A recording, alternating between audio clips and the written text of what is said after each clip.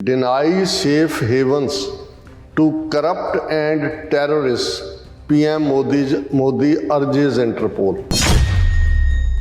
The PM's statement comes in the backdrop of Interpol refusing to issue a red corner notice against Khalistani separatist Gurpatwant Singh Pannu. There are many harmful globalized threats that the world faces: terrorism, corruption, drug trafficking, poaching, and organized crime. The pace of change of these dangers is faster than earlier. When threats are global, the response cannot be just local. It is high time that world comes together to defeat these threats. ਇਸ regime ਦੀ ਛਾਤੀ ਦੇ ਉੱਤੇ ਵੀ ਸਿੱਖ ਜਿਹੜੇ ਨੇ ਉਹ ਚੜੇ ਹੋਏ ਨੇ, ਇਹਨਾਂ ਦੀਆਂ ਰਾਤਾਂ ਹਰਾਮ ਕੀਤੀਆਂ ਹੋਈਆਂ। ਉਹਨੂੰ ਗੁਰਪਤਵੰਤ ਸਿੰਘ ਪੰਨੂ ਨਜ਼ਰ ਆ ਰਿਹਾ, ਕਿਉਂਕਿ ਅਜੇ ਕੁਛ ਦਿਨ ਪਹਿਲਾਂ ਇਸੇ ਇੰਟਰਪੋਲ ਨੇ ਦੂਸਰੀ ਵਾਰ ਇੰਡੀਅਨ ਗਵਰਨਮੈਂਟ ਦੀ ਇਹ ਰਿਕੁਐਸਟ ਜਿਹੜੀ ਹੈ ਉਹ ਰੱਦ ਕੀਤੀ ਕਿ ਭਾਈ ਰੈੱਡ ਕਾਰਨਰ ਅਲਰਟ ਜਾਰੀ ਕੀਤਾ ਜਾਏ। ਉਹਨੂੰ ਜਾ ਕੇ ਪੁੱਛ ਰਹੇ ਨੇ, ਦੱਸੋ ਜੀ ਦਾਊਦ ਅਬਰਾਹਿਮ ਕਿੱਥੇ ਹੈ, ਮਸੂਦ ਅਜ਼ਹਰ ਕਿੱਥੇ ਹੈ, ਕੀ ਹੈ? ਉਹਨਾਂ ਨੇ ਕਿਹਾ ਵੀ ਗੈਟ ਲੌਸਟ ਕਹਿ ਕੇ ਉਹ ਪਾਸੇ ਨੂੰ ਚਲੇ ਗਏ।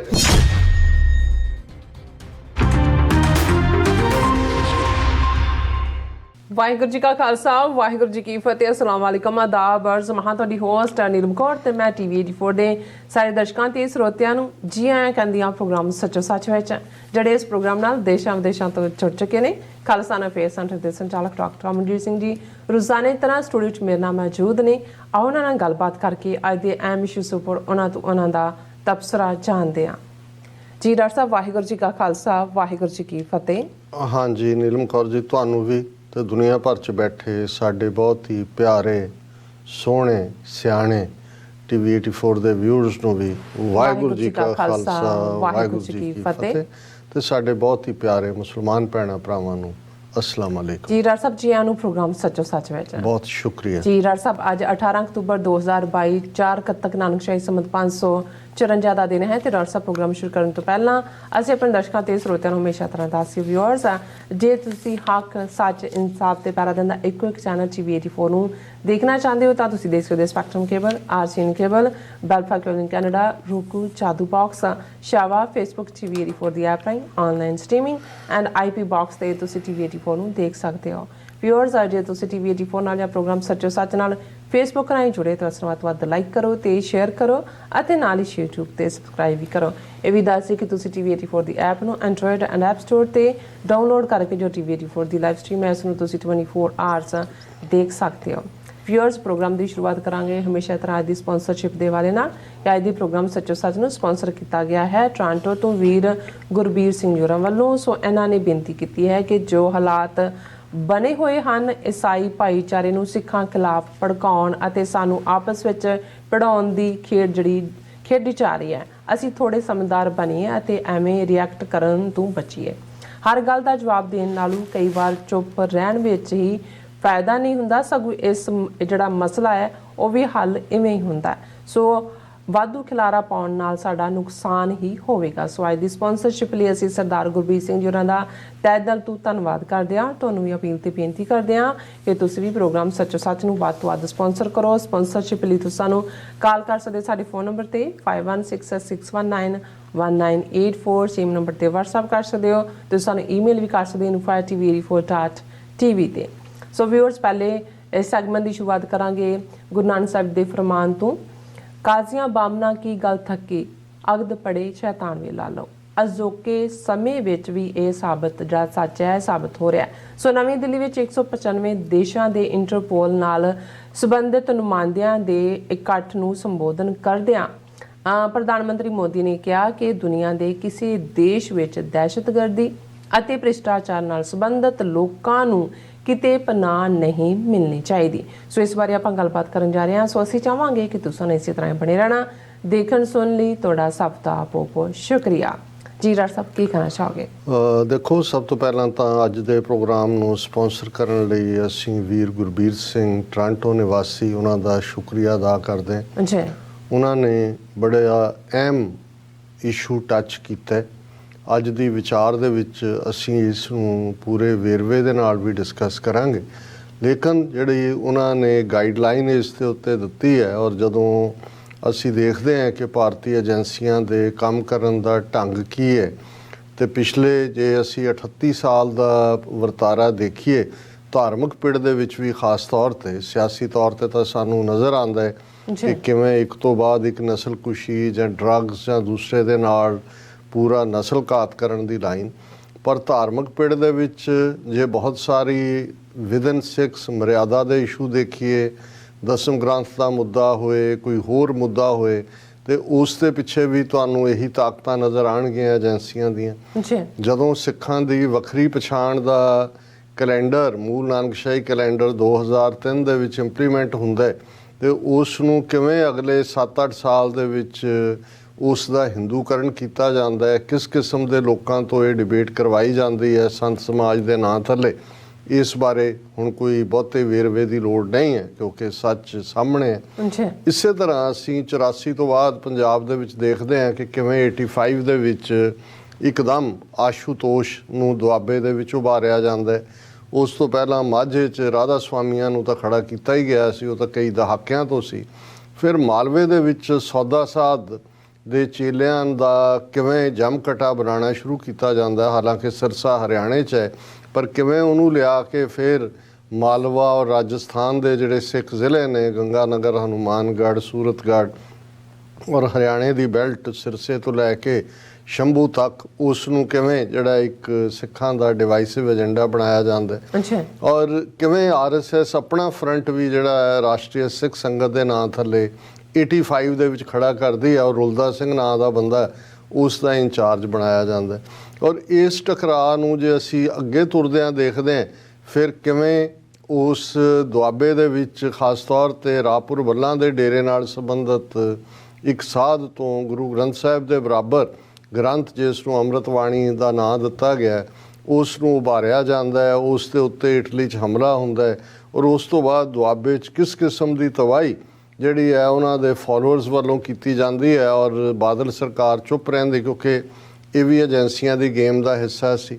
ਫਿਰ ਅਸੀਂ ਦੇਖਦੇ ਹਾਂ ਕਿ ਤੱਲਣ ਦੇ ਵਿੱਚ ਜਲੰਧਰ ਦੇ ਨੇੜੇ ਪਿੰਡ 'ਚ ਕਿਵੇਂ ਦਲਿਤ ਭਾਈਚਾਰਾ ਔਰ ਜ਼ਿਮੀਂਦਾਰਾਂ ਦੇ ਵਿੱਚ ਟਕਰਾਅ ਨੂੰ ਕਿਵੇਂ ਉਭਾਰਿਆ ਜਾਂਦਾ ਹੈ। ਫਿਰ ਸੌਦਾ ਸਾਧ ਦੇ ਤੱਕ ਪਹੁੰਚਦੇ ਹਾਂ, ਉਹਦੀ ਉਹ ਜਾਲੀ ਜਿਹੀ ਫਿਲਮ ਔਰ ਸਲਾਬਤਪੁਰ ਦੇ ਡੇਰੇ ਰਾਹੀਂ ਉਸ ਦਾ ਸਾਂਗ, ਔਰ ਉਹ ਦੂਜਾ ਕਿਵੇਂ ਸਿੱਖਾਂ ਨੂੰ, ਔਰ ਕਿਉਂਕਿ ਸੌਦਾ ਸਾਧ ਦੇ ਫਾਲੋਅਰਸ ਦੇ ਵਿੱਚ ਵੀ ਮੈਜੋਰਟੀ ਦਲਿਤ ਭਾਈਚਾਰੇ ਦੇ ਲੋਕ ਨੇ, ਔਰ ਪੰਜਾਬ 'ਚ 32-33% ਦਲਿਤ ਪਾਪੂਲੇਸ਼ਨ ਹੈ, ਉਸ ਸਾਰੇ ਖੇਡ ਨੂੰ ਕਿਵੇਂ ਖੇਡਿਆ ਜਾਂਦਾ ਹੈ। ਔਰ ਹੁਣ ਅਸੀਂ ਅਚਾਨਕ, ਪਹਿਲਾਂ ਤਾਂ ਖਬਰਾਂ ਇਸ ਹਵਾਲੇ ਨਾਲ ਹੀ ਸੀ ਕਿ ਜੀ ਬਾਰਡਰ ਜ਼ਿਲ੍ਹਿਆਂ ਦੇ ਵਿੱਚ ਅੰਮ੍ਰਿਤਸਰ, ਗੁਰਦਾਸਪੁਰ ਦੇ ਜਿਹੜੀ ਹੈ ਉਹ ਕਨਵਰਸ਼ਨ ਹੋ ਰਹੀ ਹੈ, ਲਾਲਚ ਦਿੱਤਾ ਜਾ ਰਿਹਾ ਹੈ, ਔਰ ਕਿਸ ਵੱਡੇ ਪੈਮਾਨੇ ਤੇ ਈਸਾਈ ਬਣਾਇਆ ਜਾ ਰਿਹਾ। ਪਰ ਅਸੀਂ ਅਚਾਨਕ ਦੇਖਦੇ ਹਾਂ ਕਿ ਪੰਜਾਬ ਦੇ ਵਿੱਚ ਵੱਡਿਆਂ ਸ਼ਹਿਰਾਂ ਦੇ ਵਿੱਚ ਇੱਕ ਪਾਸੇ ਜਦੋਂ ਅਸੀਂ ਰਾਪੁਰ ਬੱਲਾਂਵਾਲੇ ਦੀ ਉਹਦੀ ਸਾਧ ਦੀ ਗੱਲ ਕਰਦੇ ਹਾਂ, ਉਹਨਾਂ ਦਾ ਵੀ ਇੱਕ ਡੇਰਿਆਂ ਦਾ ਅਸੀਂ ਜਮਾਵੜਾ ਦੇਖਿਆ, ਔਰ ਸਡਨਲੀ ਅਸੀਂ ਦੇਖਦੇ ਹਾਂ ਕਿ ਜਿਹੜੇ ਈਵਨ ਆਰਗੇਨਾਈਜ਼ਡ ਕ੍ਰਿਸਚਨ ਚਰਚ ਨਾਲ ਸੰਬੰਧਿਤ ਲੋਕ ਨਹੀਂ ਵੀ ਨੇ, ਉਹਨਾਂ ਨੂੰ, ਜਿਹਨਾਂ ਨੂੰ ਜਾਲੀ ਪੈਸਟਰ ਕਿਹਾ ਜਾਂਦਾ ਹੈ, ਔਰ ਜ਼ਾਹਰ ਹੈ ਕਿ ਜੇ ਉਹ ਇਹਨਾਂ ਦੇ ਬਾਬੇ ਬਣਾ ਕੇ ਖੜੇ ਕੀਤੇ ਗਏ, ਉਹਨਾਂ 'ਚੋਂ ਬਹੁਤ ਸਾਰੇ ਜ਼ਿਮੀਂਦਾਰ ਬੈਕਗਰਾਊਂਡ ਦੇ ਮੁੰਡੇ ਜਾਂ ਉਹਨਾਂ ਦੀਆਂ ਔਰਤਾਂ ਨੇ, ਔਰ ਉਹਨਾਂ ਰਾਹੀਂ ਕਿਵੇਂ ਕਰਾਮਾਤਾਂ ਦਾ ਜਾਂ ਫਿਜ਼ੀਕਲ ਬਿਮਾਰੀਆਂ ਠੀਕ ਕਰਨ ਦਾ ਜਾਂ ਦੂਜਾ ਡਰਾਮਾ ਕਰਕੇ ਕਿਵੇਂ ਉਹਨਾਂ ਦਾ ਵੱਡੇ ਜਿਹੜੇ ਕਪੂਰਥਲਾ, ਜਲੰਧਰ, ਅੰਮ੍ਰਿਤਸਰ ਕਿਸ ਲੈਵਲ ਦੇ ਉੱਤੇ ਉਹਨਾਂ ਦਾ, ਔਰ ਅੱਜ ਹਾਲਾਤ ਇਹ ਖੜੇ ਕਰ ਦਿੱਤੇ ਗਏ ਨੇ ਕਿ ਉਹ ਓਪਨਲੀ ਜਿਹੜਾ ਆਪਣੇ ਇਕੱਠਾਂ ਦੇ ਵਿੱਚ ਗੁਰੂ ਗ੍ਰੰਥ ਸਾਹਿਬ, ਸਿੱਖ ਥਾਟ, ਗੁਰੂ ਨਾਨਕ ਸਾਹਿਬ, ਉਹਨਾਂ ਨੂੰ ਚੈਲੰਜ ਕਰਦੇ ਨੇ। ਤੇ ਜੇ ਸਿੱਖਾਂ ਨੇ ਕਾਊਂਟਰ ਕੀਤਾ ਹੈ, ਜਾਂ ਅੰਮ੍ਰਿਤਪਾਲ ਸਿੰਘ ਦੇ ਜਾਣ ਤੋਂ ਬਾਅਦ ਜਿੱਥੇ ਅੰਮ੍ਰਿਤ ਛਕਣ ਦੀ ਇੱਕ ਲਹਿਰ ਪੰਜਾਬ ਦੇ ਵਿੱਚ ਖੜੀ ਹੋਈ ਹੈ, ਤੇ ਉਹਨਾਂ ਨੇ ਕਿਵੇਂ ਉਹਨਾਂ ਨੂੰ ਲਿਆ ਕੇ ਵਾਪਸ, ਅਸੀਂ ਜਲੰਧਰ ਦੇ ਵਿੱਚ ਦੇਖਦੇ ਹਾਂ ਕਿ ਪਿਛਲੇ ਕੱਲ੍ਹ ਇੱਕ ਵੱਡਾ ਉਹਨਾਂ ਦਾ ਇਕੱਠ ਕਰਵਾਇਆ ਗਿਆ, ਔਰ ਅੰਮ੍ਰਿਤਪਾਲ ਸਿੰਘ ਦੀ ਗ੍ਰਿਫਤਾਰੀ ਦੀ ਮੰਗ ਕੀਤੀ ਗਈ, ਔਰ ਉਹਨਾਂ ਨੇ ਉਹ ਮਾਹੌਲ ਫਿਰ ਸਿਰਜ ਦਿੱਤਾ ਹੈ ਕਿ ਜਿਹੜੀ ਅਸਲੀ ਸਟਰਗਲ ਸਾਡੀ ਪਾਤਸ਼ਾਹਤ ਦੀ ਹੈ, ਆਪਣੀ ਸੋਵਰਨਿਟੀ ਦੀ ਹੈ, ਖਾਲਿਸਤਾਨ ਦੀ ਹੈ, ਉਸ ਨੂੰ ਕਿਵੇਂ ਖੱਬੇ ਸੱਜੇ ਕਰਨਾ ਹੈ, ਔਰ ਉਹਨੂੰ ਕਿਵੇਂ ਸੁਸਾਇਟੀ ਨੂੰ ਬੁਰੀ ਤਰ੍ਹਾਂ ਵੰਡ ਦਿੱਤਾ ਗਿਆ। ਔਰ ਇਸ ਤੋਂ ਇਲਾਵਾ ਇਹ ਤਾਂ ਵਿਦਨ ਸਿੱਖਾਂ ਦੇ ਪਾਰਟ ਹੈ, ਬਾਕੀ ਜੋ ਸ਼ਿਵ ਸੈਨਾ ਕਰ ਰਹੀ ਹੈ, ਹਿੰਦੂਤਵੀ ਸੰਸਥਾਵਾਂ ਕਰ ਰਹੀਆਂ ਨੇ, ਜਾਂ RSS ਕੀ ਖੇਡ ਰਹੀ, ਉਹ ਵੱਖਰੀ ਉਹਨਾਂ ਦੀ ਕਹਾਣੀ ਹੈ। ਸੋ ਅਸੀਂ ਸਮਝਦੇ ਹਾਂ ਕਿ ਵੀਰ ਗੁਰਬੀਰ ਸਿੰਘ ਹੋਰਾਂ ਨੇ ਬਿਲਕੁਲ ਠੀਕ ਮੈਸੇਜ ਦਿੱਤਾ ਹੈ ਕਿ ਸਾਨੂੰ ਬੇਲੋੜੇ ਟਕਰਾਅ ਤੋਂ ਬਚਣ ਦੀ ਲੋੜ ਹੈ। ਇਹ ਵੀ ਜ਼ਰੂਰੀ ਨਹੀਂ ਹੁੰਦਾ ਕਿ ਹਰ ਗੱਲ ਦੇ ਲਈ ਤੁਸੀਂ ਕਾਊਂਟਰ ਕਾਮੈਂਟ ਕਰਨਾ ਹੁੰਦਾ। ਕਈ ਵਾਰ ਚੁੱਪ ਰਹਿਣਾ ਹੀ ਆਪਣੇ ਆਪ ਦੇ ਵਿੱਚ ਇੱਕ ਜਵਾਬ ਹੁੰਦਾ ਔਰ ਅਸੀਂ ਵੀਰ ਗੁਰਬੀਰ ਸਿੰਘ ਜੀ ਦਾ ਸ਼ੁਕਰੀਆ ਅਦਾ ਕਰਦੇ ਹਾਂ। ਬਹੁਤ ਚੰਗਾ ਕੀਤਾ ਤੁਸੀਂ ਅੱਜ ਦੇ ਪ੍ਰੋਗਰਾਮ ਦੀ ਸ਼ੁਰੂਆਤ ਗੁਰੂ ਨਾਨਕ ਸਾਹਿਬ ਦੇ ਫਰਮਾਨ ਨਾਲ ਕੀਤੀ, ਪਰ ਤੁਸੀਂ 2 ਲਾਈਨਾਂ ਕਾਜ਼ੀਆਂ ਬਾਹਮਣਾ ਕੀ ਗੱਲ ਥੱਕੀ ਅਗਦ ਪੜੈ ਸ਼ੈਤਾਨ ਵੇ ਲਾਲੋ ਇਹ ਕੋਟ ਕੀਤੀਆਂ ਨੇ। ਔਰ ਜਦੋਂ ਅਸੀਂ ਇਸ ਸਮੁੱਚੇ ਸ਼ਬਦ ਦਾ ਜਿਹੜਾ ਗੁਰੂ ਨਾਨਕ ਸਾਹਿਬ ਨੇ ਜਦੋਂ ਬਾਬਰ ਹਮਲਾਵਰ ਹੁੰਦਾ ਹੈ ਇਮਨਾਬਾਦ ਸ਼ਹਿਰ 'ਚ ਗੁਰੂ ਨਾਨਕ ਸਾਹਿਬ ਖੁਦ ਮੌਜੂਦ ਨੇ, ਉਹ ਉਸ ਦੀ ਕੈਦ 'ਚ ਵੀ ਜਾਂਦੇ ਨੇ। ਭਾਈ ਲਾਲੋ ਜਿਹੜਾ ਉਹਨਾਂ ਦਾ ਅਨੰਨ ਗੁਰਸਿੱਖ ਹੈ ਉਹ ਉਹਨਾਂ ਦੇ ਨਾਲ ਹੈ ਤੇ ਇਹ ਭਾਈ ਲਾਲੋ ਨੂੰ ਐਡਰੈਸ ਕਰਦੇ ਆ ਜਿਹੜਾ ਸ਼ਬਦ ਗੁਰੂ ਨਾਨਕ ਸਾਹਿਬ ਨੇ ਫਰਮਾਇਆ। ਬਾਬਰ ਤਾਂ 5 ਸਦੀਆਂ ਪਹਿਲਾਂ ਆਇਆ, ਲੇਕਿਨ ਇਹ ਹਰ ਜ਼ਾਲਮ ਦੀ ਕਹਾਣੀ ਹੈ ਕਿ ਜਦੋਂ ਜ਼ੁਲਮ ਹੋ ਰਿਹਾ ਹੁੰਦਾ ਹੈ ਤੇ ਕਿਵੇਂ ਜ਼ਾਲਮ ਜਿਹੜਾ ਉਹ ਇੱਕ ਕਾਈਂਡ ਪਰਸਨ ਦਾ, ਇੱਕ ਦਿਆਲੂ ਪਰਸਨ ਦਾ ਉਹਨੇ ਇੱਕ ਚੋਗਾ ਪਾਇਆ ਹੁੰਦਾ ਹੈ, ਕਿਵੇਂ ਇੱਕ ਡਰ ਔਰ ਦਹਿਸ਼ਤ ਦਾ ਮਾਹੌਲ ਸਿਰਜਿਆ ਜਾਂਦਾ ਹੈ, ਜਿਸ ਦੇ ਵਿੱਚ ਕਿਵੇਂ ਜਿਹੜੇ ਸ਼ੈਤਾਨ ਬਿਰਤੀ ਲੋਕ ਨੇ ਉਹਨਾਂ ਦੀ ਡੋਮੀਨੈਂਸ ਹੁੰਦੀ ਹੈ। ਸਚਿਆਰੇ ਲੋਕ ਜਾਂ ਪਰਸੀਕਿਊਟ ਹੁੰਦੇ ਨੇ ਜਾਂ ਚੁੱਪ ਕਰਕੇ ਡਰ ਕੇ ਬਹਿ ਜਾਂਦੇ ਨੇ।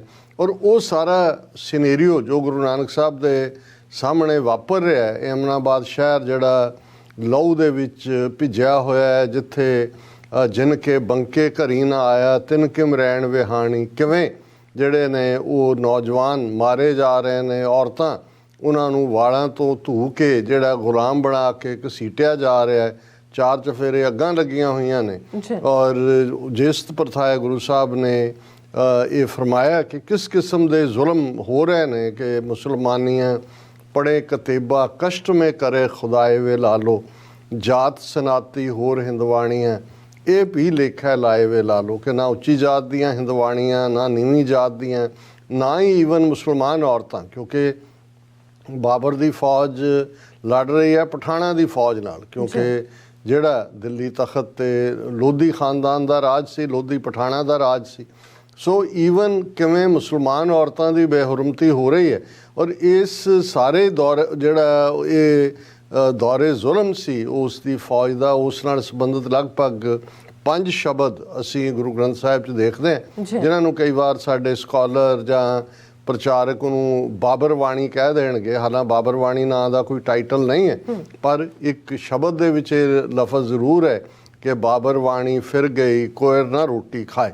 ਲੇਕਿਨ ਇਹ ਜਿਹੜੀਆਂ ਦੋਵੇਂ ਲਾਈਨਾਂ, ਔਰ ਅੱਜ ਅਸੀਂ ਇਸ ਦਾ ਕਿਉਂ ਜ਼ਿਕਰ ਕਰ ਰਹੇ ਹਾਂ, ਕਿਉਂਕਿ ਇਹ ਸ਼ਬਦ ਗੁਰੂ ਨਾਨਕ ਸਾਹਿਬ ਦਾ ਜੈਸੀ ਮੈਂ ਆਵੇ ਖਸਮ ਕੀ ਬਾਣੀ ਤੈਸੜਾ ਕਰੀ ਗਿਆਨ ਵੇ ਲਾਲੋ, ਪਾਪ ਕੀ ਜੰਜ ਲੈ ਕਾਬਲੋਂ ਧਾਇਆ ਜੋਰੀ ਮੰਗੇ ਦਾਨ ਵੇ ਲਾਲੋ, ਸ਼ਰਮ ਧਰਮ ਦੋਏ ਛੱਪ ਖਲੋਏ ਕੂੜ ਫਿਰੈ ਪ੍ਰਧਾਨ ਵੇ ਲਾਲੋ, ਕਾਜ਼ੀਆਂ ਬਾਹਮਣਾ ਕੀ ਗੱਲ ਥੱਕੀ ਅਗਦ ਪੜੈ ਸ਼ੈਤਾਨ ਵੇ ਲਾਲੋ।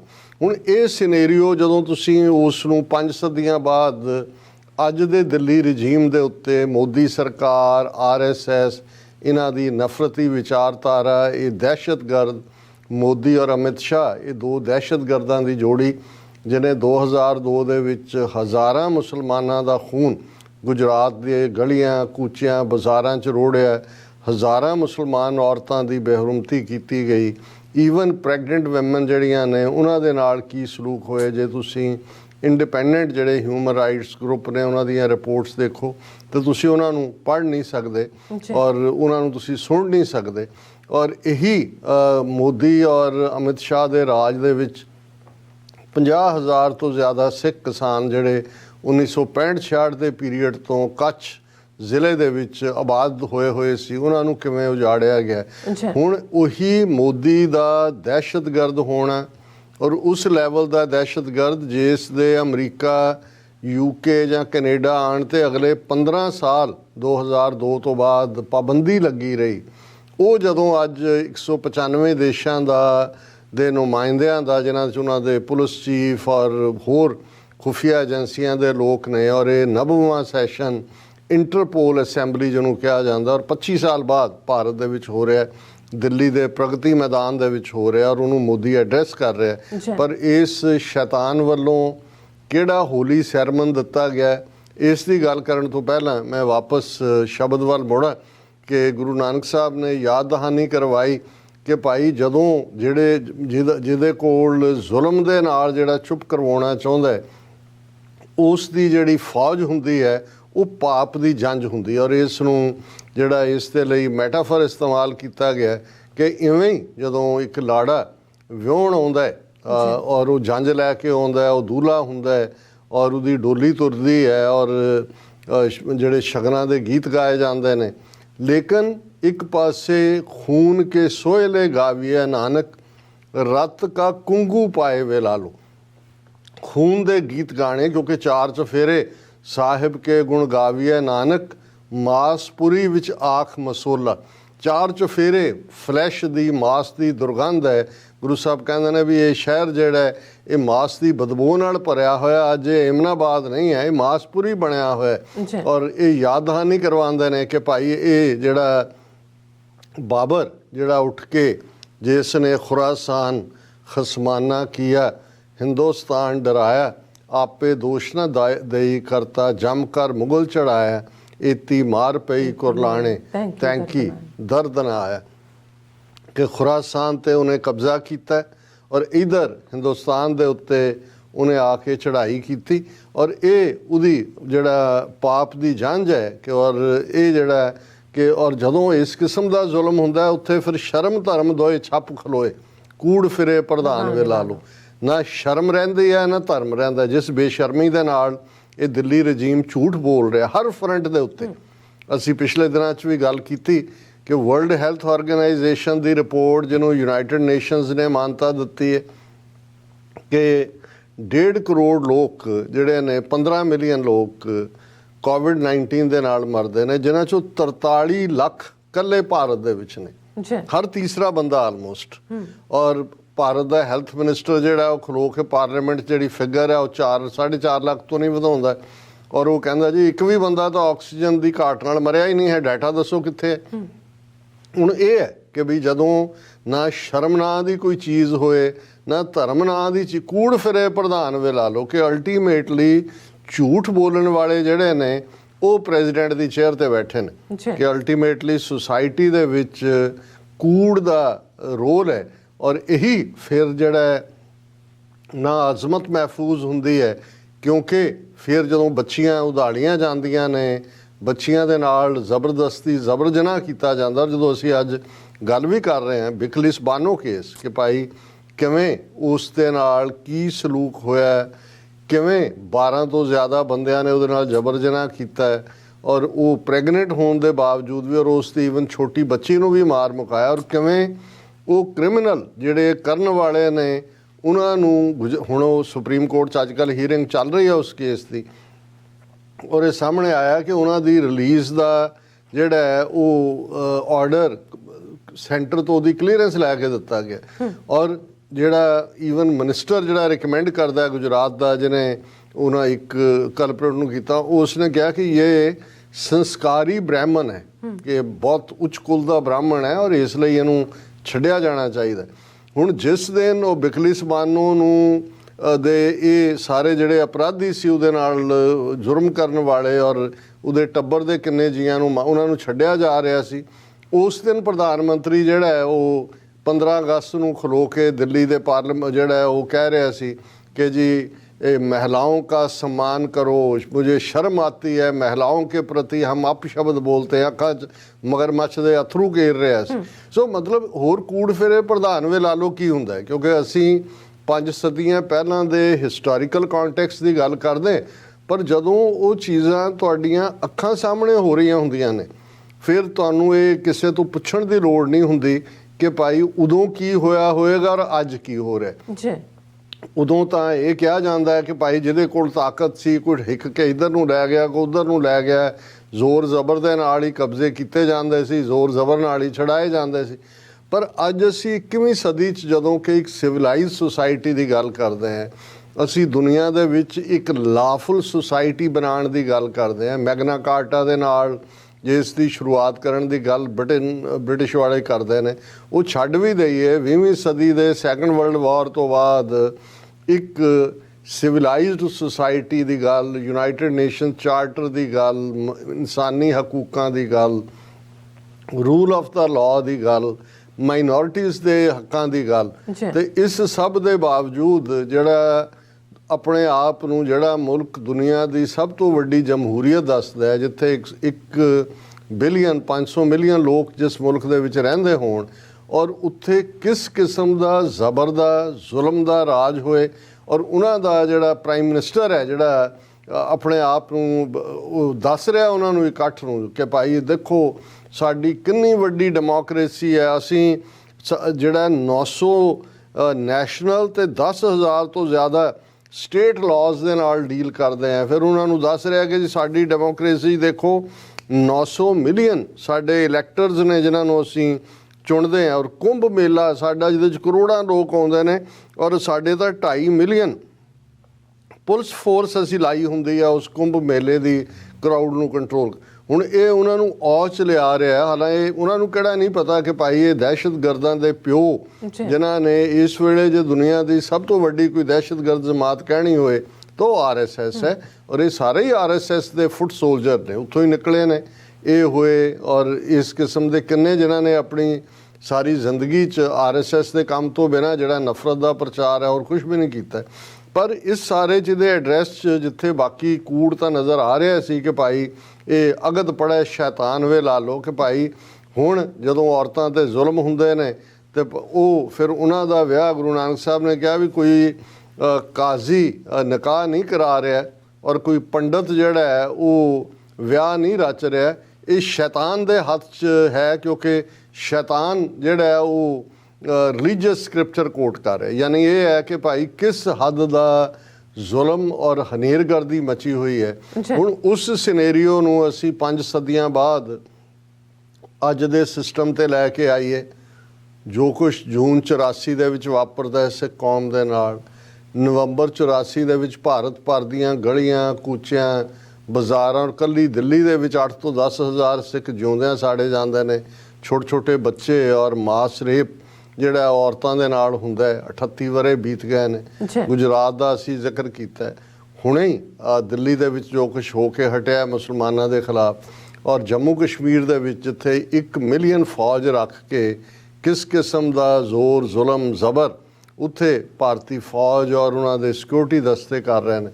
ਲੇਕਿਨ ਮੋਦੀ ਜਿਹੜਾ ਇਹ ਕੂੜ ਦਾ ਵਣਜਾਰਾ ਔਰ ਝੂਠਿਆਂ ਦਾ ਔਰ ਕਾਤਲਾਂ ਦਾ ਸਰਦਾਰ ਜਿਹੜਾ ਉਹ ਉਹਨਾਂ ਨੂੰ ਇਹ ਪ੍ਰੀਚ ਕਰ ਰਿਹਾ। ਔਰ ਅੱਜ ਦੀ ਮੇਨ, ਕਿਉਂਕਿ ਪ੍ਰਗਤੀ ਮੈਦਾਨ 'ਚ ਅੱਜ ਸੈਸ਼ਨ ਸ਼ੁਰੂ ਹੋਇਆ ਔਰ ਇਨੌਗਰਲ ਸੈਸ਼ਨ ਇਹਨੂੰ ਐਡਰੈਸ ਮੋਦੀ ਨੇ ਕੀਤਾ, ਉਹਦੇ 'ਚੋਂ ਕਹਿ ਰਿਹਾ deny safe havens to corrupt and terrorist, PM Modi urges Interpol ਨੂੰ ਕਹਿ ਰਿਹਾ ਕਿ ਜੀ ਦੁਨੀਆ 'ਚ ਕਿਤੇ ਵੀ ਦਹਿਸ਼ਤਗਰਦਾਂ ਨੂੰ ਔਰ ਜਿਹੜੇ ਕਰਪਟ ਲੋਕ ਨੇ, ਹੁਣ ਤੁਸੀਂ ਦੇਖੋ ਵੀ ਇਹਨਾਂ ਤੋਂ ਵੱਡੇ ਕਰਪਟ ਕੌਣ ਨੇ ਇਸ ਵੇਲੇ, ਜਿੰਨਾ ਪੈਸਾ BJP ਨੇ ਇਕੱਠਾ ਕੀਤਾ ਹੈ ਹਰ ਅਨਫੇਅਰ ਮੀਨ ਦੇ ਨਾਲ, ਔਰ ਜਿਹਨੂੰ ਮਰਜ਼ੀ ਖਰੀਦਦੇ ਨੇ। ਹੁਣ ਤਾਂ ਉਹ ਕਰੋੜਾਂ ਦਾ ਸੌਦਾ ਹੁੰਦਾ, ਲੱਖ ਲੁੱਖ ਸ਼ਬਦ ਨਹੀਂ ਰਿਹਾ।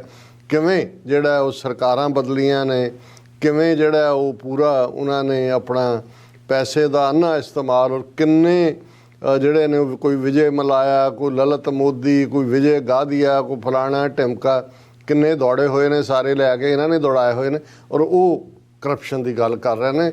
ਇਹ ਹੈ ਅਗਦ ਪੜ੍ਹੇ ਸ਼ੈਤਾਨ ਵੇ ਲਾ ਲਓ, ਕੋਈ ਸ਼ੈਤਾਨ ਜਿਹੜਾ ਉਹ ਸਕ੍ਰਿਪਚਰ ਕੋਟ ਕਰ ਰਿਹਾ। ਔਰ ਦੂਸਰੀ ਗੱਲ ਜਿਹੜੀ ਦਿਲਚਸਪ ਹੈ, ਹੁਣ ਬਹੁਤ ਵਾਰ ਮੈਂ ਕਈ ਵਾਰ ਜਦੋਂ ਅਸੀਂ ਜਹਾਂਗੀਰ ਦੇ ਜ਼ਮਾਨੇ ਦੀ ਗੱਲ ਕਰਦੇ ਹਾਂ ਕਿ ਭਾਈ ਜਦੋਂ ਗੁਰੂ ਹਰਗੋਬਿੰਦ ਸਾਹਿਬ ਗਵਾਲੀਅਰ ਦੇ ਕਿਲ੍ਹੇ 'ਚ ਕੈਦ ਕੀਤੇ ਜਾਂਦੇ ਨੇ, ਉਹਦੇ ਨਾਲ ਜੁੜਿਆ ਹੋਇਆ ਸਾਡਾ ਇਤਿਹਾਸ ਹੈ, ਰੂਹਾਨੀਅਤ ਦਾ ਵੀ ਇੱਕ ਟੱਚ ਹੈ। ਪਰ ਇੱਕ ਪਾਰਟ ਇਹ ਹੁੰਦਾ ਹੈ ਕਿ ਵੀ ਉਹਨੂੰ ਜਹਾਂਗੀਰ ਨੂੰ ਰਾਤ ਇਵੇਂ ਲੱਗਦਾ ਸੀ ਕਿ ਸਿੱਖ ਉਹਦੀ ਛਾਤੀ ਤੇ ਚੜ੍ਹੇ ਹੋਏ ਨੇ, ਔਰ ਉਹ ਇੱਕ ਦਬਾਅ ਮਹਿਸੂਸ ਕਰਦਾ ਸੀ ਔਰ ਉੱਠ ਕੇ ਬੈਠ ਜਾਂਦਾ ਸੀ। ਔਰ ਬਾਅਦ ਦੇ ਵਿੱਚ ਉਹਨੇ ਇਹ ਮਰਜ਼ ਦੇ ਤੌਰ ਤੇ ਕਿ ਭਾਈ ਇਹ ਜ਼ਹਿਨੀ ਬਿਮਾਰੀ ਹੈ, ਸਾਈਂ ਮੀਆਂ ਮੀਰ ਤੱਕ ਪਹੁੰਚ ਕੀਤੀ, ਔਰ ਨੂਰ ਜਹਾਂ ਜਿਹੜੀ ਫਿਕਰਮੰਦ ਸੀ ਉਹਦੇ ਲਈ, ਉਹ ਉਹਦੇ ਰਾਹੀਂ ਉਹਦੀ ਫਾਲੋਅਰ ਸੀ ਸਾਈਂ ਮੀਆਂ ਮੀਰ ਦੀ। ਸੋ ਮੈਂ ਇਹਨੂੰ ਕਈ ਵਾਰੀ ਐਜ਼ ਜਦੋਂ ਮੈਟਾਫਰ ਤੁਸੀਂ ਅਲੰਕਾਰ ਇਸਤੇਮਾਲ ਕਰਨਾ ਹੋਏ ਕਿ ਭਾਈ ਤੁਹਾਡੇ ਕੋਲ ਇੰਨੀ ਤਾਕਤ ਹੈ, ਲੇਕਿਨ ਇਹਦੇ ਬਾਵਜੂਦ ਤੁਹਾਨੂੰ ਲੱਗਦਾ ਹੈ ਵੀ ਸਿੱਖ ਤੁਹਾਡੀ ਛਾਤੀ ਤੇ ਚੜ੍ਹੇ ਹੋਏ ਨੇ।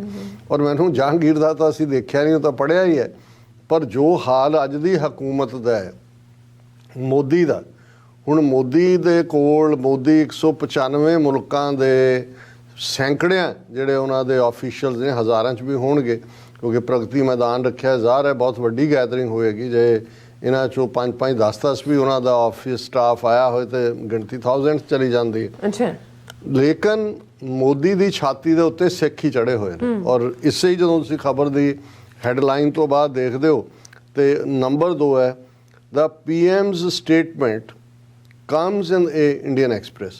The PM's statement comes in the backdrop of Interpol refusing to issue a red corner notice against Khalistani separatist Gurpatwant Singh Pannu. ਹੁਣ ਜਦੋਂ ਉਹਨਾਂ ਨੂੰ ਕਹਿ ਰਿਹਾ ਜੀ ਕਿ ਜਿਹੜੇ ਦਹਿਸ਼ਤਗਰਦ ਨੇ ਔਰ ਜਿਹੜੇ ਕਰਪਟ ਨੇ ਉਹਨਾਂ ਦੇ ਲਈ ਕਿਸੇ ਮੁਲਕ ਦੇ ਵਿੱਚ ਸੇਫ ਹੇਵਨ ਨਹੀਂ ਹੋਣਾ ਚਾਹੀਦਾ, ਕੋਈ ਉਹਨਾਂ ਦਾ ਸੁਰੱਖਿਅਤ ਪਨਾਹਗਾਹ ਨਹੀਂ ਹੋਣੀ ਚਾਹੀਦੀ, ਤੇ ਛਾਤੀ ਤੇ ਸਿੱਖ ਹੀ ਚੜੇ ਹੋਏ ਨੇ। ਉਹਨੂੰ ਗੁਰਪਤਵੰਤ ਸਿੰਘ ਪੰਨੂ ਨਜ਼ਰ ਆ ਰਿਹਾ ਕਿਉਂਕਿ ਅਜੇ ਕੁਝ ਦਿਨ ਪਹਿਲਾਂ ਇਸੇ ਇੰਟਰਪੋਲ ਨੇ ਦੂਸਰੀ ਵਾਰ ਇੰਡੀਅਨ ਗਵਰਨਮੈਂਟ ਦੀ ਇਹ ਰਿਕੁਐਸਟ ਜਿਹੜੀ ਹੈ ਉਹ ਰੱਦ ਕੀਤੀ ਕਿ ਭਾਈ ਰੈੱਡ ਕਾਰਨਰ ਅਲਰਟ ਜਾਰੀ ਕੀਤਾ ਜਾਏ। ਔਰ ਉਹਦੇ 'ਚ ਫਿਰ ਜੋ ਬਾਕੀ ਝੂਠ ਤਾਂ ਜੋ ਹੈ ਸੋ ਹੈ ਹੀ ਹੈ। ਉਸਨੇ ਇਹ ਜਿਹੜਾ ਬੜੇ ਮਾਣ ਦੇ ਨਾਲ ਇਹ ਕਿਹਾ ਕਿ ਜੀ ਇਹ ਜੋ ਵੀ ਕੁਝ ਹੋ ਰਿਹਾ ਅਸੀਂ ਇਹ ਦੱਸਣਾ ਚਾਹੁੰਦੇ ਹਾਂ ਕਿ ਇਹ despite all the past successes today I want to remind the world about a few things. There are many harmful globalized threats that the world faces: terrorism, corruption, drug trafficking, poaching and organized crime. The pace of change of these dangers is faster than earlier. When threats are global, the response cannot be just local. It is high time that world comes together to defeat these threats. ਇਹ ਤਾਂ ਹੁਣ ਇਹਨੂੰ ਤੁਸੀਂ ਜੋਕ ਕੀ ਕਹਿ ਸਕਦੇ ਹੋ ਕਿ ਭਾਈ ਇੱਕ ਕਾਤਲ ਜਿਹੜਾ ਹੈ ਉਹ ਇਸ ਕਿਸਮ ਦੀਆਂ ਗੱਲਾਂ ਜਿਹਨੇ ਆਪਣੇ ਮੁਲਕ ਦੇ ਵਿੱਚ ਜਿਨ੍ਹਾਂ ਦੀ ਸਾਰੀ ਪੋਲਿਟਿਕਸ ਦਹਿਸ਼ਤਗਰਦੀ ਤੇ ਹੋਏ, ਹਿੰਦੂਤਵਾ ਦੇ ਜਿਹੜਾ ਇਸ ਝੰਡਾ ਬਰਦਾਰਾਂ ਤੋਂ ਵੱਡਾ ਕੋਈ ਦਹਿਸ਼ਤਗਰਦ ਨਹੀਂ ਹੈ, ਜਿਨ੍ਹਾਂ ਨੇ ਖੁਦ ਦਹਿਸ਼ਤਗਰਦੀ ਦਾ ਸਹਾਰਾ ਲੈ ਕੇ ਸ੍ਰੀਲੰਕਾ ਦੇ ਵਿੱਚ ਸਿਵਲ ਵਾਰ ਕਰਵਾਈ ਹੋਏ, ਤਮਿਲਾਂ ਨੂੰ ਇਸਤੇਮਾਲ ਕਰਕੇ, ਪ੍ਰਭਾਕਰਨ ਨੂੰ ਟ੍ਰੇਨਡ ਕਰਕੇ, ਔਰ ਸ੍ਰੀਲੰਕਾ 'ਚ 50,000 ਤੋਂ ਜ਼ਿਆਦਾ ਸਿਵਲੀਅਨਸ ਦੀਆਂ ਮੌਤਾਂ ਉਹ ਤਮਿਲ ਹੋਣ ਜਾਂ ਸਿਹਾਲੀਜ਼ ਹੋਈਆਂ ਹੋਣ, ਜਿਨ੍ਹਾਂ ਨੇ ਖੁਦ ਦਹਿਸ਼ਤਗਰਦੀ ਦਾ ਸਹਾਰਾ ਲੈਂਦਿਆਂ ਮੁਕਤੀ ਵਾਹਿਨੀ ਦੇ ਨਾਂ ਥੱਲੇ ਪਾਕਿਸਤਾਨ ਨੂੰ 2 ਹਿੱਸਿਆਂ 'ਚ ਵੰਡਿਆ ਹੋਏ ਬੰਗਲਾਦੇਸ਼ 1971 'ਚ, ਜਿਨ੍ਹਾਂ ਦਾ ਕੁਲਭੂਸ਼ਣ ਯਾਦਵ ਹਾਇਰ ਆਫੀਸ਼ੀਅਲ ਜਿਹੜਾ ਹੈ ਉਹ ਸਪਾਈ ਮਾਸਟਰ ਉਹ ਪਾਕਿਸਤਾਨ ਦੀ ਕੈਦ ਦੇ ਵਿੱਚ ਹੋਏ ਕਿਉਂਕਿ ਬਲੋਚਿਸਤਾਨ ਤੋਂ ਲੈ ਕੇ ਔਰ ਅਫਗਾਨਿਸਤਾਨ ਨਾਲ ਲੱਗਦੀ ਸਰਹੱਦ 'ਤੇ ਦਹਿਸ਼ਤਗਰਦੀ ਫੈਲਾਈ ਹੋਏ, ਜਿਨ੍ਹਾਂ ਨੇ ਵਿਦਿਨ ਕੰਟਰੀ ਸਟੇਟ ਟੈਰਰਿਜ਼ਮ ਇਸਤੇਮਾਲ ਕਰਕੇ ਸਿੱਖਾਂ ਦੀ ਇੱਕ ਪੂਰੀ ਨਸਲ ਮਾਰ ਮੁਕਾਈ ਹੋਏ, ਕਿਵੇਂ ਬਲੈਕ ਕੈਟਸ ਔਰ ਦੂਜਾ ਫਿਨੋਮੀਨਾ ਸਿੱਧੇ ਤੌਰ 'ਤੇ ਸਟੇਟ ਦੀ ਔਰ ਅੱਜ ਵੀ ਉਹ ਨਾਰਥ ਈਸਟ ਦੀਆਂ ਸਟੇਟਾਂ ਹੋਣ ਭਾਰਤ ਦੀਆਂ, ਭਾਰਤ ਵਿਚਲੇ ਗਰੀਬ ਜਿਹਨਾਂ ਨੇ ਗਰੀਬ ਜਿਹੜੇ ਬੇਜ਼ਮੀਨੇ ਕੀਤੇ ਲੋਕ ਨੇ, ਜਿਨ੍ਹਾਂ ਦੀਆਂ ਜ਼ਮੀਨਾਂ ਕਾਰਪੋਰੇਟ ਘਰਾਣਿਆਂ ਦੇ ਹਵਾਲੇ ਕੀਤੀਆਂ ਜਾ ਰਹੀਆਂ ਨੇ, ਉਹ ਜਦੋਂ ਹਥਿਆਰ ਚੁੱਕਦੇ ਨੇ, ਜਿਨ੍ਹਾਂ ਨੂੰ ਅਰੁੰਧਾਤੀ ਰਾਏ ਨੇ ਕਿਹਾ ਕਿ they are Gandhians with the guns, ਤੇ ਉਹਨਾਂ ਨੂੰ ਨਕਸਲੀ ਮਾਓਵਾਦੀ ਕਹਿ ਕੇ ਉਹਨਾਂ ਦੇ ਉੱਤੇ ਈਵਨ ਹਵਾਈ ਜਹਾਜ਼ਾਂ ਰਾਹੀਂ ਉਹਨਾਂ ਦੇ ਜੰਗਲਾਂ 'ਤੇ ਬੰਬਾਰਡਮੈਂਟ ਕੀਤੀ ਜਾਂਦੀ ਹੈ। ਯਾਨੀ ਸਟੇਟ ਨੇ, ਇੰਡੀਅਨ ਸਟੇਟ ਨੇ ਇਹਨਾਂ 75 ਸਾਲਾਂ 'ਚ ਜਿੰਨੀ ਦਹਿਸ਼ਤਗਰਦੀ ਕੀਤੀ ਹੈ ਆਪਣੇ ਸਿਟੀਜ਼ਨਸ ਦੇ ਉੱਤੇ, ਜੇ ਉਸ 'ਤੇ ਅਸੀਂ ਵੇਰਵੇ 'ਚ ਜਾਈਏ ਤਾਂ ਫਿਰ ਤੁਸੀਂ ਬ੍ਰਿਟਿਸ਼ ਕਲੋਨੀਅਲ ਰੂਲ ਜਿਹੜਾ 200 ਸਾਲ ਭਾਰਤ ਦੇ ਵਿੱਚ ਰਿਹਾ, ਪੰਜਾਬ 'ਤੇ 98 ਸਾਲ ਰਿਹਾ, ਤੁਹਾਨੂੰ ਉਹਦੇ ਨਾਲੋਂ ਕਈ ਗੁਣਾ ਜ਼ਿਆਦਾ, ਡਬਲ ਟ੍ਰਿਪਲ ਨਹੀਂ, ਕਈ ਗੁਣਾ ਜ਼ਿਆਦਾ ਆਮ ਲੋਕਾਂ ਦੀ ਹਾਲਤ ਔਰ ਉਹਨਾਂ ਦਾ ਆਪਣਾ 75 ਸਾਲ ਬਾਅਦ ਵੀ ਹਾਲ ਇਹ ਹੋਏ ਕਿ ਗਲੋਬਲ ਹੰਗਰ ਇੰਡੈਕਸ ਜਿਹਦਾ ਅਸੀਂ ਜ਼ਿਕਰ ਕੀਤਾ, ਜਿਹਦੇ ਅੰਕੜਿਆਂ ਨੂੰ ਬਿਲਕੁਲ ਉਸ ਤੋਂ ਦੌੜੇ ਹੋਏ ਨੇ ਭਾਰਤੀ ਹਾਕਮ, ਕਿ ਕਿਵੇਂ 40% ਤੋਂ ਜ਼ਿਆਦਾ ਲੋਕ ਜਿਹੜੇ ਨੇ ਅੱਜ ਵੀ ਗਰੀਬੀ ਰੇਖਾ ਤੋਂ ਥੱਲੇ ਹੋਣ। ਔਰ ਇਸ ਸਾਰੇ ਦੇ ਚਲਦਿਆਂ ਉਹ ਬੜੇ ਦਾਅਵੇ ਦੇ ਨਾਲ ਇਹੀ ਨਹੀਂ ਕਿ ਉਹਨਾਂ ਨੇ ਜਿਹੜਾ ਇਸ ਨੂੰ ਇਸ ਧੜੱਲੇ ਨਾਲ ਝੂਠ ਬੋਲਿਆ, ਈਵਨ ਭਾਰਤੀ ਮੀਡੀਆ ਜਿਸ ਬਾਰੇ ਮੱਧ ਪ੍ਰਦੇਸ਼ 'ਚ ਅੱਜ ਉਹਨਾਂ ਨੇ ਇਸ਼ਤਿਹਾਰ ਲਾਏ ਹੋਏ ਸੀ ਉਹਨਾਂ ਦੇ ਪੱਤਰਕਾਰਾਂ ਨੇ, ਤੇ ਜਿਹਦੇ 'ਚ ਉਹਨਾਂ ਨੇ ਕਿਹਾ ਕਿ ਦਲਾਲ ਪੱਤਰਕਾਰੀ ਕਰਨ ਵਾਲੇ ਉਹਨਾਂ ਤੋਂ ਖਬਰਦਾਰ ਰਹੋ। ਹੁਣ ਜਿਹੜਾ ਮੀਡੀਆ ਆਪਣੇ ਲੀਡਰ ਨੂੰ ਕਨਫਰੰਟ ਕਰਦਾ ਹੋਣਾ ਚਾਹੀਦਾ ਮੋਦੀ ਨੂੰ ਕਿ ਦੱਸੋ ਭਾਈ ਆ ਜਿਹੜੇ ਤੁਹਾਡਾ ਜੋ ਕੁਝ ਹੋਇਆ ਹੈ, ਜੋ ਤੇਰੇ 14 ਤੋਂ 2014 ਤੋਂ ਲੈ ਕੇ ਤੇਰੇ ਰੂਲ 'ਚ ਕਿੱਥੇ ਹੈ ਅਕਾਊਂਟੇਬਿਲਟੀ, ਕਿੱਥੇ ਹੈ ਜਵਾਬਦੇਹੀ? ਜੋ ਕੁਛ ਵੀ ਦਹਿਸ਼ਤਗਰਦੀ ਦਾ ਚੱਲ ਰਿਹਾ ਕਿਸ ਲੈਵਲ ਦੇ ਉੱਤੇ ਹਰ ਸੂਬੇ ਦੇ ਵਿੱਚ। ਲੇਕਿਨ ਉਹ ਜਿਹੜਾ ਮੀਡੀਆ ਉਹ ਘੇਰ ਕੇ ਡੀਕ ਰਿਹਾ ਕਿ ਜੀ ਪਾਕਿਸਤਾਨ ਦੀ ਜਿਹੜੀ ਫੈਡਰਲ ਇਨਵੈਸਟੀਗੇਟਿਵ ਏਜੰਸੀ ਹੈ FIA, ਉਹਨਾਂ ਦੇ 2 ਨੁਮਾਇੰਦੇ ਆਏ ਹੋਏ ਸੀ, ਮੋਹਸਿਨ ਭੱਟ ਜਿਹਨੂੰ ਹੁਣੇ ਹੀ ਜੁਲਾਈ ਦੇ ਵਿੱਚ ਇਹਨਾਂ ਨੇ ਨੋਮੀਨੇਟ ਕੀਤਾ ਕਿ ਜੀ ਉਹਨੂੰ ਅਸੀਂ ਮਿਲਣਾ ਪੁੱਛਣਾ। ਉਹ ਲੇਟ ਨਿਕਲਿਆ ਅੰਦਰੋਂ, ਉਹਨੂੰ ਜਾ ਕੇ ਪੁੱਛ ਰਹੇ ਨੇ ਦੱਸੋ ਜੀ ਦਾਊਦ ਅਬਰਾਹਿਮ ਕਿੱਥੇ ਹੈ, ਮਸੂਦ ਅਜ਼ਹਰ ਕਿੱਥੇ ਹੈ, ਕੀ ਹੈ? ਉਹਨਾਂ ਨੇ ਕਿਹਾ ਵੀ ਗੈਟ ਲਾਸਟ ਕਹਿ ਕੇ ਉਹ ਪਾਸੇ ਨੂੰ ਚਲੇ ਗਏ। ਹੁਣ ਇਹਨਾਂ ਨੂੰ ਇਹ ਤਾਂ ਨਜ਼ਰ ਆਉਂਦਾ ਕਿ ਵੀ ਪਾਕਿਸਤਾਨ ਦਾ, ਔਰ ਮੈਂ ਇਹਦੇ 'ਚ ਸਮਝਦਾ ਵੀ ਇਹ ਗਲਤੀ ਕਾਫੀ ਪਾਕਿਸਤਾਨ ਹੋਏ ਜਾਂ ਦੂਸਰੇ ਨੇ, ਇਹਨਾਂ ਨੇ ਇੰਡੀਆ ਨੂੰ ਐਕਸਪੋਜ਼ ਹੀ ਨਹੀਂ ਕੀਤਾ ਇੰਟਰਨੈਸ਼ਨਲੀ। ਜੇ ਅਸੀਂ ਇੱਥੇ ਬੈਠ ਕੇ ਆਣਾ, ਕਈ ਉਹ ਵੀ ਨੇ ਕਹਿਣਗੇ ਜੀ ਇੱਥੇ ਬੈਠ ਕੇ ਚਲੋ ਸਾਡੇ ਕੋਲ ਇਹੀ ਪਲੇਟਫਾਰਮ ਹੈ ਕਹਿਣ ਦਾ। ਜੇ ਅਸੀਂ ਮੋਦੀ ਦਾ ਇਹ ਖੂਨੀ ਚਿਹਰਾ ਜਿਹੜਾ ਉਹ ਲਗਾਤਾਰਤਾ ਨਾਲ ਪਿਛਲੇ 10 ਸਾਲ ਤੋਂ ਦਿਖਾਉਂਦੇ ਆ ਰਹੇ ਹਾਂ, ਜਦੋਂ ਤੋਂ ਅਸੀਂ TV 84 ਸ਼ੁਰੂ ਕੀਤਾ, ਉਸ ਤੋਂ ਪਹਿਲਾਂ ਸਾਡੇ ਕੋਲ ਪੈਨ ਸੀ, ਪ੍ਰਿੰਟ ਮੀਡੀਆ ਸੀ ਜਾਂ ਰੇਡੀਓ ਵੇਵ ਸੀ। ਤੇ ਜਿਨ੍ਹਾਂ ਹਕੂਮਤਾਂ ਕੋਲ, ਪਾਕਿਸਤਾਨ ਵਰਗੀ ਹਕੂਮਤ ਕੋਲ, ਜਿਨ੍ਹਾਂ ਦੇ ਕੋਲ ਦੁਨੀਆ ਦੇ ਆਲਮੋਸਟ ਸਾਰੇ ਵੱਡੇ ਮੁਲਕਾਂ ਦੇ ਵਿੱਚ ਉਹਨਾਂ ਦੇ ਸਫਾਰਤਖਾਨੇ ਨੇ, ਡਿਪਲੋਮੈਟ ਨੇ, ਉਹਨਾਂ ਦੇ ਕੋਲ ਸਬੂਤ ਨੇ। ਕੁਲਭੂਸ਼ਣ ਯਾਦਵ ਤੋਂ ਵੱਡਾ ਕੀ ਹੈ? ਲੇਕਿਨ ਉਹ ਮੈਨੂੰ ਲੱਗਦਾ ਕਿ ਡਿਫੈਂਸਿਵ ਖੇਡਦੇ ਜਿਹੜੇ ਨੇ ਆਪਣੇ ਆਪ ਨੂੰ ਹੀ ਜਿਹੜੇ ਉਹ ਗਿਲਟੀ ਸਮਝਣ ਲੱਗ ਗਏ। ਔਰ ਬੇਸ਼ੱਕ ਇਹ ਕੂੜਿਆਂ ਦੇ ਬਾਦਸ਼ਾਹ ਨੇ, ਝੂਠ ਹੀ ਬੋਲਣਾ, ਪਰ ਮੈਨੂੰ ਇਸ ਗੱਲ ਦੀ ਖੁਸ਼ੀ ਵੀ ਹੋਈ ਕਿ ਇਸ ਰਜੀਮ ਦੀ ਛਾਤੀ ਦੇ ਉੱਤੇ ਵੀ ਸਿੱਖ ਜਿਹੜੇ ਨੇ ਉਹ ਚੜੇ ਹੋਏ ਨੇ, ਇਹਨਾਂ ਦੀਆਂ ਰਾਤਾਂ ਹਰਾਮ ਕੀਤੀਆਂ ਹੋਈਆਂ। ਔਰ ਵਾਹਿਗੁਰੂ ਨੇ ਚਾਹਿਆ ਤੇ ਬਹੁਤ ਜਲਦੀ ਇਹ ਸ਼ੇਰ ਆਪਣੀ ਧਰਤੀ ਤੇ ਉਵੇਂ ਹੀ ਬੁੱਕਣਗੇ ਔਰ ਦਰਿਆਏ ਜਮਨਾ ਤੋਂ ਵਾਘਾ ਤੱਕ independent sovereign nation Khalistan liberate ਹੋਏਗਾ। ਜੀ ਡਾਕਟਰ ਸਾਹਿਬ, ਤੁਹਾਡਾ ਬਹੁਤ ਬਹੁਤ ਸ਼ੁਕਰੀਆ। ਤੁਸੀਂ ਆਪਣੇ ਵਿਚਾਰ ਸਾਡੇ ਦਰਸ਼ਕਾਂ ਨਾਲ ਸਾਂਝੇ ਕੀਤੇ ਨੇ। ਸੋ ਇੱਥੇ ਲੈਣੇ ਬ੍ਰੇਕ, ਔਰ ਬ੍ਰੇਕ ਤੇ ਜਾਣ ਤੋਂ ਪਹਿਲਾਂ ਅਸੀਂ ਦਰਸ਼ਕਾਂ ਤੇ ਸਰੋਤਿਆਂ ਨੂੰ ਅਪੀਲ ਤੇ ਬੇਨਤੀ ਕਰ ਦਈਏ। ਵਿਊਅਰਸ, ਜਿਸ ਤਰ੍ਹਾਂ ਕਿ ਤੁਸੀਂ ਜਾਣਦੇ ਹੋ ਕਿ TV 84 ਹੱਕ, ਸੱਚ, ਇਨਸਾਫ ਦੀ ਜਿਹੜੀ ਆਵਾਜ਼ ਹੈ ਉਹ ਬੁਲੰਦ ਕਰ ਰਿਹਾ ਹੈ। ਆਵਾਜ਼ ਤੁਹਾਡੇ ਪਿਆਰ ਸਦਕਾ, ਤੁਹਾਡੇ ਵਿਸ਼ਵਾਸ ਸਦਕਾ, ਤੁਹਾਡੇ ਡੋਨੇਸ਼ਨ ਸਦਕਾ ਹੀ ਹੋ ਸਕਦੀ ਹੈ। ਸੋ ਅਸੀਂ ਚਾਹਾਂਗੇ ਕਿ ਤੁਸੀਂ TV 84 ਦੀ ਚੜ੍ਹਦੀ ਕਲਾ ਲਈ ਵੱਧ ਤੋਂ ਵੱਧ ਡੋਨੇਟ ਕਰੋ। ਡੋਨੇਟ ਕਰਨ ਲਈ ਸਾਡੀ ਵੈਬਸਾਈਟ TV84.tv ਤੇ ਜਾ ਕੇ ਪੇਪਲ ਦੀ ਵਰਤੋਂ ਕਰਕੇ 1 ਟਾਈਮ ਡੋਨੇਟ ਕਰ ਸਕਦੇ ਹੋ, ਮੰਥਲੀ ਡੋਨੇਟ ਵੀ ਕਰ ਸਕਦੇ ਹੋ। ਤੁਸੀਂ TV 84 ਦੇ ਨਾਮ ਤੇ ਚੈੱਕ ਬਣਾ ਕੇ ਸਾਨੂੰ ਮੇਲ ਵੀ ਕਰ ਸਕਦੇ ਹੋ ਸਾਡੇ ਇਸ ਪਤੇ ਤੇ 36-01 37th ਐਵਨਿਊ, ਲੌਂਗ ਆਈਲੈਂਡ ਸਿਟੀ, ਨਿਊਯਾਰਕ 11101 USA, ਜਾਂ ਫਿਰ ਤੁਸੀਂ ਸਾਨੂੰ ਫੋਨ ਰਾਹੀਂ ਵੀ ਸੰਪਰਕ ਕਰ ਸਕਦੇ ਹੋ ਸਾਡੇ ਫੋਨ ਨੰਬਰ ਤੇ 5166191984। ਤੁਸੀਂ ਸਾਨੂੰ ਈਮੇਲ ਵੀ ਕਰ ਸਕਦੇ ਹੋ info@tv84.tv ਤੇ। ਅਸੀਂ ਤੁਹਾਡੇ ਤਹਿ ਦਿਲ ਤੋਂ ਸ਼ੁਕਰਗੁਜ਼ਾਰ ਹੋਵਾਂਗੇ। ਸੋ ਇੱਥੇ ਲੈਣੇ ਬ੍ਰੇਕ। ਵਿਊਅਰਸ, ਤੁਸੀਂ ਸਾਨੂੰ ਇਸੇ ਤਰ੍ਹਾਂ ਬਣੇ ਰਹਿਣਾ। ਮਿਲਦੇ ਹਾਂ ਆਫਟਰ ਦਿਸ ਸ਼ਾਰਟ ਬ੍ਰੇਕ।